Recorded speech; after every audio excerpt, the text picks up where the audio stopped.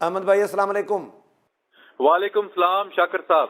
احمد بھائی، پہلے بھی پی ٹی آئی آئی 3-4 دن ادھر ہلا گلا کیا، انتشار کی کوشش کی، فساد پھیلانے کی کوشش کی، شنگھائی تعاون تنظیم کے سربراہ اجلاس کو ملتوی کرانے کی سازش کی، لیکن اس میں تو ناکام ہو گئی۔ پھر انہوں نے اسٹریٹجی تبدیل کی کہ ہم اسلام آباد میں نہیں، لاہور میں نہیں، اب چھوٹے شہروں میں اضلاع کے لیول پر احتجاج کریں گے۔ یہ اچانک کیا ہو گیا؟ پھر انہوں نے اسلام آباد میں 15 تاریخ کو جس دن شنگھائی تعاون تنظیم کا سربراہ اجلاس ہو رہا ہوگا، اس دن یہ اسلام آباد میں ہلا گلا کرنا چاہتے ہیں، فساد پھیلانا چاہ رہے ہیں۔ پھر شاکر صاحب، یہ پاکستان کی جو تاریخ ہے اس کا سیاہ ترین باب ہے کہ ایک جو سیاسی جماعت ہونے کا دعویٰ کرتی ہے وہ حکومت میں بھی رہی، اس وقت بھی ایک صوبے میں وہ حکومت کر رہی ہے وہ جماعت، اس کی طرف سے یہ اعلان کیا گیا ہے جب پاکستان میں 15 اکتوبر کو غیر ملکی جو وفود ہیں ان کی آمد کا سلسلہ جاری ہوگا اور یہاں پہ جو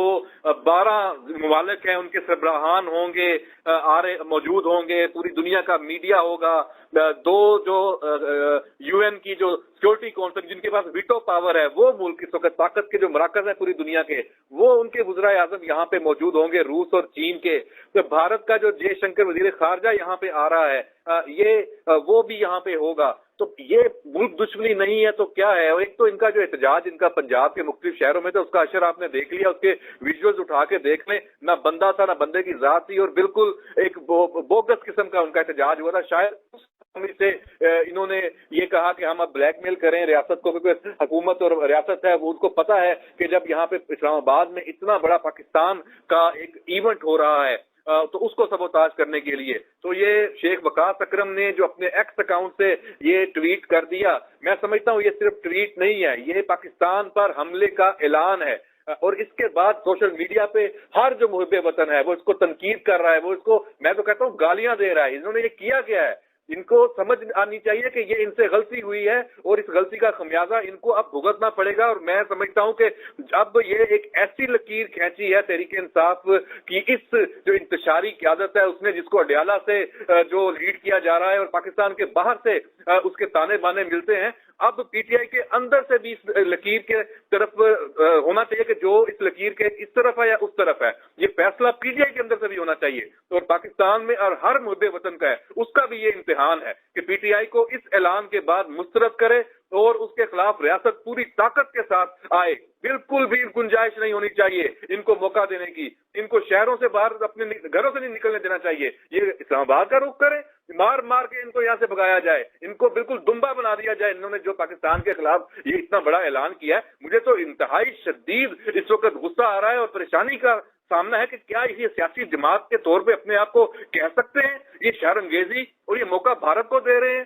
اس جے شنکر کو دے رہے ہیں جسے یہ خطاب کی دعوت دے رہے تھے۔ علی مین گنڈا کو تو چلا گیا، تو شاید یہ اس کو کراؤڈ دینا چاہتے ہیں کہ شاید ہم وہاں پہ جائیں اور اس کو موقع ملے خطاب کا، یا یہ اس کو موقع دینا چاہتے ہیں کہ وہ اس کو جواز بنائے کہ پاکستان کے حالات ٹھیک نہیں ہے، وہ اپنا دورہ منسوخ کر دے، یا یہ شنگھائی تعاون تنظیم کا جو یہ اہم اجلاس ہے یہ اس کو سبوتاژ کرنے کے لیے کہ یہ نہ ہو سکے۔ مجھے تو اس کی کوئی سمجھ نہیں آ رہی۔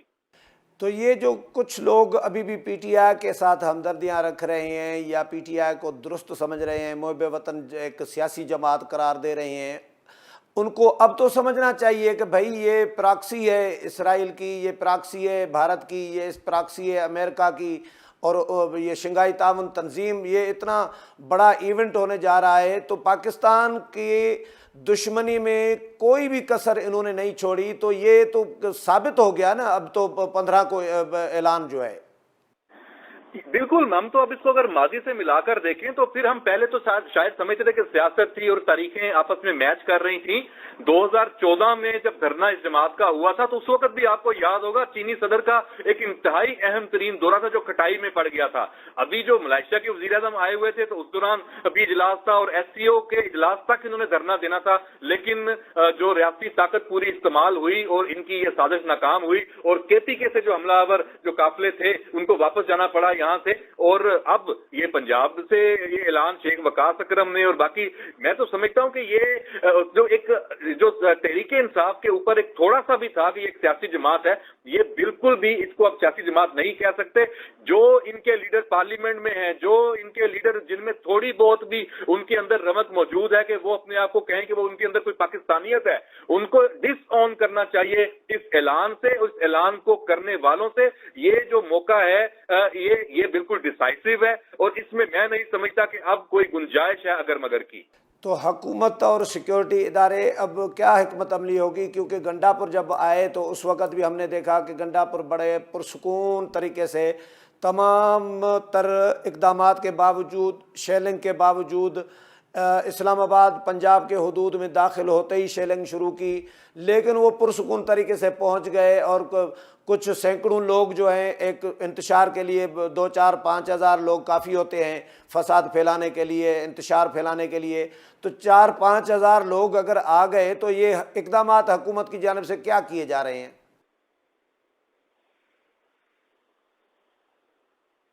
احمد بھائی آواز آ رہی ہے؟ جی آ رہی ہے، بیچ میں آواز آپ کی ڈسکنیکٹ ہو. میں نے کہا وفاقی حکومت اور سیکیورٹی ادارے کیا انتظامات کر رہی ہیں ان کو روکنے کے لیے اور ان کی درگت بنانے کے لیے؟ دیکھیں، انتظامات اور قانون کی جو عمل داری ہے وہ پہلے سے اس کا نفاذ ہو چکا ہے. دفعہ 144 بھی نافذ ہے. 245 کے تحت جو فوج ہے وہ آلریڈی اسلام آباد راولپنڈی میں موجود ہے، اور کسی کو یہاں بالکل پر مارنے کی بھی اجازت نہیں ہوگی.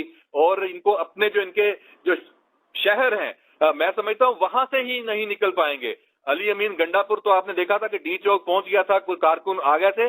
ابھی تو اس کی گنجائش ہی نہیں ہے. یہ نہیں ہوگا کہ اسلام آباد جو اس کو پھولوں سے سجایا گیا ہے وہاں پہ دوبارہ کنٹینر آئے اور دنیا کو ایک غلط میسج جائے.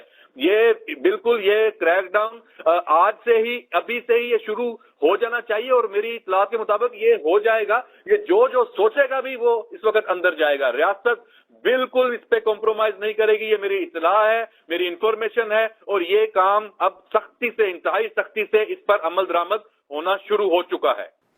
آخری بات کہ احمد، ابھی تو پھر سے کنٹینر لگنا شروع ہو گئے ہیں تو شہری بھی عذاب میں ہیں. نہیں، میرا نہیں خیال کہ کنٹینر اب لگیں گے. خاص طور پہ اسلام آباد میں جب کنٹینر لگنا ہی غلط تاثر ہے، میں تو سمجھتا ہوں اس کی گنجائش نہیں آنی چاہیے. اسلام آباد کو جس طرح سجایا گیا ہے، جس طرح تمام جو غیر ملکی مندوبین ہیں ان کا استقبال ہوگا، اس کو اسی طریقے سے، اسی طرح ہی یہ رہے گا. یہ بالکل یہ جو حالات ہیں اس کو خراب نہیں ہونے دیا جائے گا، اور اس میں ریاست اپنی پوری طاقت کا جو ہے اب مظاہرہ کرے گی. اگر مگر کچھ آپ کہہ لیں مجبوریاں یا کسی وجہ سے بھی کوئی تھوڑی بہت رحم کی بھی گنجائش تھی، اس وقت نہیں ہے. چلیں، بہت شکریہ احمد بھائی ٹائم دینے کے لیے.